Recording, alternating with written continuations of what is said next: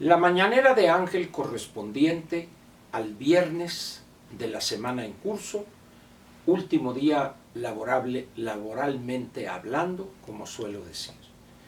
Viernes 9 de julio del año 2021. El tema que voy a tocar hoy lo comienzo con una pregunta que quiero hacerle a usted.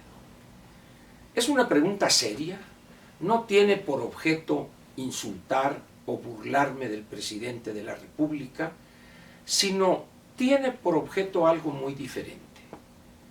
Que los mexicanos, o al menos los que me ven en este ejercicio de comunicación, piensen, reúnan elementos al ver al presidente, escucharlo, las decisiones que toma, su conducta, a veces incluso su lenguaje corporal, para determinar si efectivamente, como piensan y expresan no pocos ya, el presidente ha perdido la razón, ha perdido la cordura mental. Dicho en palabras llanas, el presidente ha enloquecido. La pregunta que le hago, pues, es una pregunta seria. Ante la gravedad de lo que estamos enfrentando, ante lo complejo de los problemas que ya estamos enfrentando, el presidente sale con cada declaración, cada ocurrencia o cada propuesta, vamos a aceptar esa palabra, que uno dice, el presidente perdió la razón. Le doy un solo ejemplo. Ante la situación que está viviéndose en Aguililla, en el estado de Michoacán, cuando los datos que están en todos los medios, sean impresos o sean electrónicos, hablan de una situación donde el Estado mexicano y las Fuerzas Armadas tienen miedo. En Aguililla, por ejemplo, el ejército mismo le recomienda a la población pues que no salgan después de la tarde que empieza a oscurecer, porque ellos también se recluyen en su cuartel. Y estamos hablando de las Fuerzas Armadas. En esas condiciones que el presidente responda, oigan, pórtense bien, no se porten mal, hombre, no dañen. Dice uno, este hombre ya enloqueció. Y yo le pregunto a usted, ¿qué piensa de ese gobernante que responde así a los reclamos legítimos de una población inerme, no solo en Michoacán, sino en varios estados de la República, inermes ante los grupos de la delincuencia organizada o no? Y le doy un dato más, que no es de este país. Hace ya bastantes años, en Ecuador, en la República Hermana de Ecuador, en América del Sur, llegó a la presidencia de la República un personaje, por decirlo de alguna manera, pintoresco.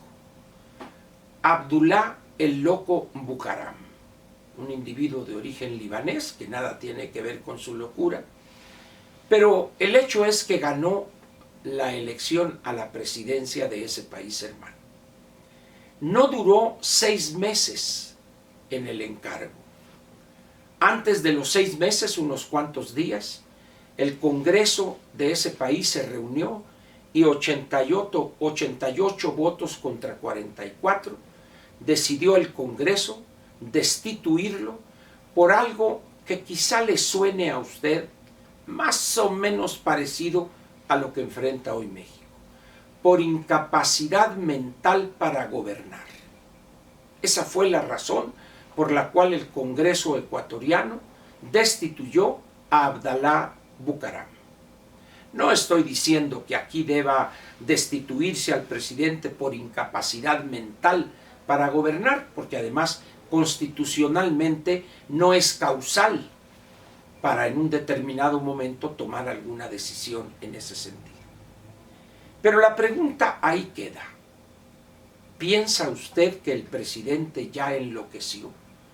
¿Ya perdió la razón?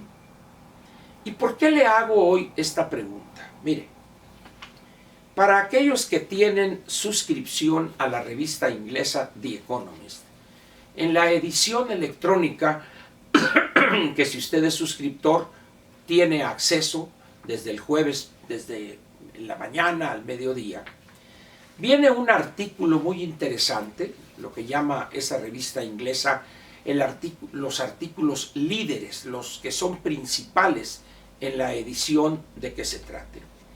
Y el título es muy sugerente: las nuevas fracturas sobre las cuales la economía mundial descansa, es decir, está soportada. Cuando digo fracturas me refiero a rompimientos, a grietas en la economía. Y hablan de 3 grietas que prácticamente están presentes también en México. Si le interesara el tema, puede entrar a la página electrónica de esta revista. Pero uno de los elementos de una de las 3 fracturas, estas grietas, es la inflación. La inflación hoy está alcanzando niveles no vistos en los últimos 10 o 15 años, por decirlo de alguna manera. Y en México ya está presente ese proceso o ese fenómeno económico que es la variación del índice nacional de precios al consumidor, o coloquialmente llamada la inflación. Ya andamos, de acuerdo con los datos del INEGI que acaban de darse a conocer, la inflación de junio del 2020 a junio del 2021, es el 5.88%, prácticamente el 6%. Escasas 12 centésimas para llegar al 6%. Eso es el doble de la meta de Banco de México, que es el 3%. Y si nos vamos ya no a la inflación del consumidor, sino a la del productor, ahí tenemos un porcentaje mayor, 7.13%. De tal manera, pues, que esto último nos dice que las presiones inflacionarias van a seguir. ¿Y por qué es nefasta y dañina a los que menos tienen la inflación? La inflación tiene un elemento que de inmediato se nota: el aumento generalizado de los precios. Posteriormente, hay un impacto en las tasas de interés, los créditos se encarecen y eso hace que el ingreso de las personas se vea reducido, porque el costo financiero de los créditos vigentes que tienen aumenta y por lo tanto disponen de menos recursos para consumir, para adquirir bienes, etcétera, etcétera. México es un país que está sometido a una gran tensión económica desde el año pasado. La caída de la economía, 8.5%, es un golpe del cual todavía no nos reponemos, dígase lo que se diga. Y vamos a tardar todavía algunos años para regresar a la situación que teníamos el 31 de diciembre del año 2018. Cuando el presidente sale con sus tonterías, sus expresiones irracionales, que tienen que ver con algo que se advierte tan fácilmente como es la violencia, los homicidios dolosos, las bandas que matan simplemente para calentar la plaza, como dicen ellos, ¿verdad? Y el presidente responde su intervención en el estado de Baja California hace unos cuantos días: es que también ellos son seres humanos, son personas, tienen derechos humanos ellos. Hay que no usar la violencia, y yo seguiré diciendo abrazos, no balazos. Y luego viene lo de Aguililla y responde con una petición a los manos: ya no hagan el mal, hombre. Nomás le faltó decir: recen 3 Padre Nuestros y 2 Aves Marías y un credo, y ya están en paz. Un jefe de Estado que, ante esa gravedad que todo el mundo advierte y sufre en buena parte del territorio nacional, el que responde de esa manera es una persona que, para decirlo rápido, ha perdido la razón. Solamente así se explica, por un estado de locura, de pérdida de la salud mental para que el gobernante responda de esa manera. Por eso la pregunta del principio: ¿piensa usted que el presidente Andrés Manuel López Obrador ya enloqueció? Le dejo la pregunta.